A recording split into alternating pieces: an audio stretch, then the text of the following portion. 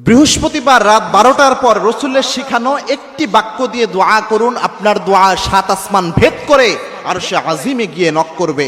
দেখেন, আমরা অনেক সময় দোয়া করি, আমাদের দোয়া আল্লাহ রাব্বুল আলামিন অ্যাকসেপ্ট করে না। বৃহস্পতিবার রাত যেটা, অর্থাৎ শুক্রবার যে এসে গেছে, এই রাতটা যেটা, এই রাতে যদি আপনি দোয়া করতে পারেন আল্লাহর কাছে, আপনার এই দোয়া, এই একটি বাক্যের দোয়া 7 আসমান ভেদ করে আরশে আজিমে গিয়ে নক করবে। 100% আপনার দোয়া কবুল হয়ে যাবে। দোয়ার মতো দোয়া যদি আপনি করতে পারেন, এ সিনসিয়ার দোয়া লাইক এ মিসাইল হামলা করলে যেমন মিস হয় না, দোয়ার মতো দোয়া করতে পারলে সেই দোয়া আল্লাহ রাব্বুল আলামিন কখনো ফেরত দেয় না। এই যে বর্ণনাটা, এই বাক্যটা আল্লাহর হাবিব সাল্লাল্লাহু আলাইহি সাল্লাম নিজে শিখিয়ে দিয়েছেন।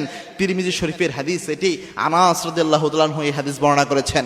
আনাস রাদিয়াল্লাহু তাআলা আনহু বলেন, এক লোক একদিন আল্লাহর হাবিব সাল্লাল্লাহু আলাইহি সাল্লামের পাশে বসে দোয়া করছিলেন, বিশ্বনবী এবং আমি বসা। আল্লাহর হাবিব সাল্লাল্লাহু আলাইহি সাল্লাম বলেন, আনাস, এই লোক দেখো দোয়া করছে।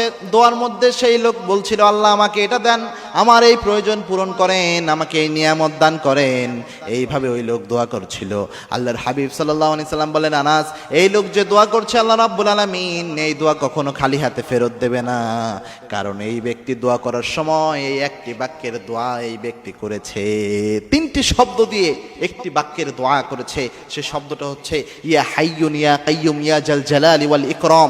এই একটি বাক্য পরে সেই ব্যক্তি দোয়া করেছিল, যার কারণে আল্লাহ রাব্বুল আলামিন তার দোয়া কবুল করে নিয়েছে। দেখেন, সপ্তাহের যে দিনগুলো রয়েছে, এই দিনগুলোর মধ্যে অন্যতম প্রেস্টিজিয়াস একটা দিন হচ্ছে জুমার দিন। এবং কি আল্লাহ রাব্বুল আলামিন এই দিনে যত মানুষকে ক্ষমা করেন, যত মানুষের দোয়া কবুল করেন, অন্য কোনো দিনে এত বেশি আল্লাহ দোয়া কবুল করে না।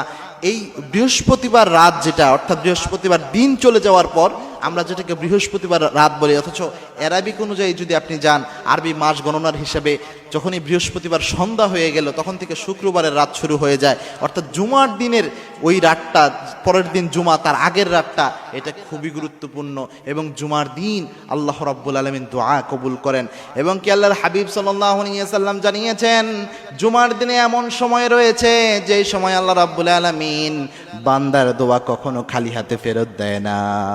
এটাকে নিয়ে, এই হাদিসটাকে নিয়ে অনেকে গবেষণা করেছেন। কেউ বলেছেন ইমাম সাহেব মিম্বারে বসা থেকে শুরু করে নামাজ শেষ করা পর্যন্ত, কেউ বলেছেন আসরের শেষ সময়, আবার কেউ বলেছেন রাতের বেলায়, জুমার রাতে আল্লাহ রাব্বুল আলামিন এই দোয়া কবুল করেন। সুতরাং জুমার রাত যেহেতু খুব গুরুত্বপূর্ণ রাত, এবং রাতের বেলায় আল্লাহ রাব্বুল আলামিন প্রথম আসমানে নেমে এসে বান্দাদেরকে ডাকতে থাকেন, এই এলান করতে থাকেন। এইভাবে বুখারীর হাদিস এসেছে। আল্লাহর হাবিব সাল্লাল্লাহু আলাইহি সাল্লাম জানিয়েছেন, রাতের বেলায় আল্লাহ রাব্বুল আলামিন প্রথম আসমানে নেমে এসে ডাকতে শুরু করেন, হাল মিন মুস্তাগফিরিন ফাগফিরলা, কে আছো গুনাহ করে ফেলেছো, আমি আল্লাহর কাছে মাপ চাও, সব গুনাহ আমি আল্লাহ মাফ করে দেব। কার কি প্রয়োজন আমি আল্লাহর কাছে চাও, সব কিছু আমি আল্লাহ দান করে দেব। সুতরাং এই রাতে এই বাক্যটি দিয়ে যদি ইয়া হাইয়ুন ইয়া কাইয়ুম ইয়া জাল জালালি ওয়াল ইকরাম, এটা দিয়ে যদি আপনি দোয়া করতে পারেন, 100% আপনার দোয়া আল্লাহ রাব্বুল আলামিন অ্যাকসেপ্ট করে নেবেন।